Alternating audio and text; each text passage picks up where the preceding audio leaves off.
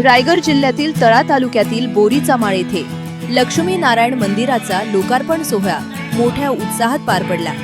आमदार तुकाराम काते यांच्या आग्रहाच्या निमंत्रणाखातर महाराष्ट्राचे उपमुख्यमंत्री एकनाथ शिंदे यांनी या सोहळ्याला विशेष उपस्थिती लावली। यावेळी बोलताना उपमुख्यमंत्र्यांनी बोरीचा माळ आणि संपूर्ण तळा तालुक्याच्या सर्वांगीण विकासाची ग्वाही दिली।